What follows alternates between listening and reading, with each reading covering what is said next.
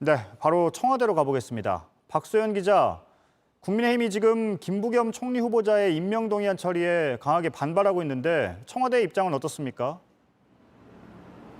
네, 아직까지 공식 입장은 없습니다. 그러나 불편한 기류가 읽힙니다.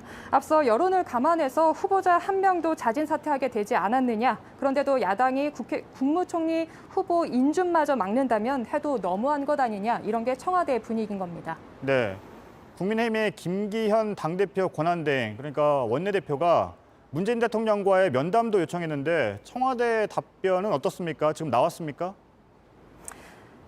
네, 청와대 공식 입장은 없지만 성사될 가능성은 낮아 보입니다. 이달 초 문 대통령은 이철희 정무수석을 통해 김 권한대행의 오찬을 제안한 바 있지만 이를 거절한 게 김 권한대행입니다. 게다가 나머지 장관 후보자 2명에 대한 인사청문 보고서 채택 시한도 이제 만 하루 남은 상황입니다.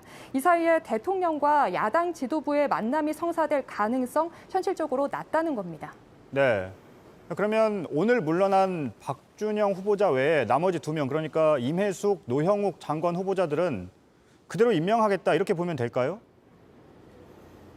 네, 그렇게 해석할 수 있습니다. 당장 이런 청와대의 의지를 반영해서 민주당이 오늘 본회의가 끝나고 해당 상임위를 단독으로 열어서 두 후보자에 대한 인사청문 보고서를 단독으로 채택할 가능성도 배제할 수 없습니다.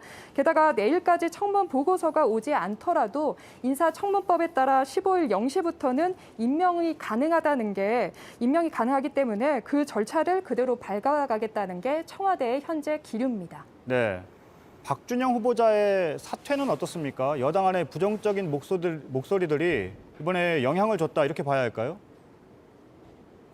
네, 그렇습니다. 여당에서 초선 의원들을 중심으로 임혜숙, 박준영, 노영욱 후보자를 모두 다 데려갈 수 없다. 이러한 주장이 공개적으로 터져나왔고요. 이런 여당 내부의 기류를 관찰하고 있던 청와대와 박 후보자가 상의를 했을 것으로 보입니다. 네. 그러면 한 가지 더 궁금한 게요. 결국 여당 내부의 강경론에 청와대가 밀렸다 이렇게 볼 수도 있습니까? 네, 그렇지 않다는 게 청와대 주장입니다. 고위 관계자는 이번 국면에서 당 지도부와 이견이 나온 적이 없다. 청와대가 떠밀린 게 아니다. 이런 점을 설명했습니다. 결국 결정을 한 건 청와대, 정확히는 문 대통령이다. 이걸 강조한 건데요. 이런 배경에는 이 장관 후보자 관련 논란을 박 후보자 한 명의 낙마로 빨리 수습을 하고 그 동력을 대신 나머지 장관들과 김부겸 후보자 문제를 푸는 데 쓰자 이런 청와대의 판단도 깔린 것으로 볼 수 있습니다. 네, 잘 들었습니다. 청와대에서 박소연 기자였습니다.